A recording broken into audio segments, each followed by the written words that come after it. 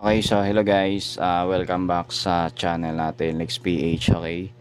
So for today's video guys, meron lang ako sa inyong i-share about dito sa Mobile Legends nila. Kasi guys, meron sila ngayong bagong system update sa kanilang banning phase, no? Hindi ako sure guys kung sa akin lang ba to nangyayari, no? Kasi yung itong bagong pick system nila guys sa pagbaba ng hero, ito nangyayari to sa Legends every game, no? So hindi ko alam guys kung pati ba sa Mythic kung continuous ba to nangyayari, no? Kasi guys dito sa Legend kasi na rank, dito ko napansin itong new banning system nila na yung una dito guys, ito yung lalabas, so mamimili ka muna ng role nyo. So dito bali ako napa-adjust ako dito guys kasi halos lahat gusto ring mag-core.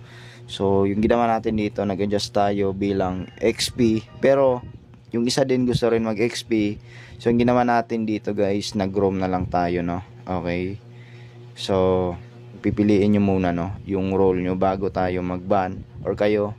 So bago kayo mag-ban dito ng hero, bali yung hero na ibaba natin dito, bali tiglilima bawat team, no? So bali 10 lahat.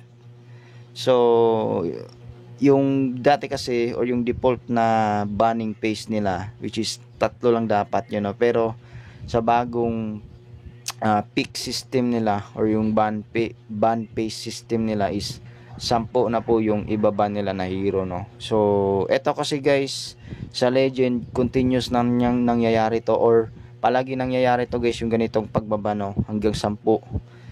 So hindi ko alam guys sa Epic, pero pagka Mythic daw hindi pa ganito, hindi siya continuous, pero may mga ibang na nangyayari daw to 1 o 2 beses. Pero nung nilaro ko siya guys, hindi pa ako try ng ganitong ban, kasi yung ginamit ko yung Smurf account ko, which is itong naka Legend nga. Kasi yung Mythic ko, nilaro ko siya guys kanina lang, at saka naka-encounter din ako ng ganito. Bali guys, nangyari to sa Mythic ko 1 beses lang po siya. Then after nun, bumalik na siya sa dati na 6 yung pwedeng iban.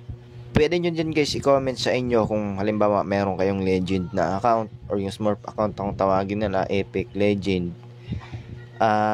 Pwede nyo guys i-comment dyan kung yung bagong system banning phase nila is tuloy-tuloy ba sa Epic at Legend. Kasi napansin ko kasi yung bagong banning phase nila guys sa Mythic, hindi pa to guys continuous, or hindi pa siya palagi na ganito na yung itsura, no? Kumaga yung dati pa rin na tatlo pa rin yung dati na binaban nila, or sa inyo. Okay, so and guys, no, so sana nakatulong sa inyo tong video na to, at nag-idea kayo kung yung account nyo halimbawa nasa Mythic na kayo. Kasi sa Mythic kasi guys, hanggang 6 lang ata. Nangyayari lang daw tong ganito guys 1 beses. Kumbaga pinapatesting pa lang to ni Munto, no?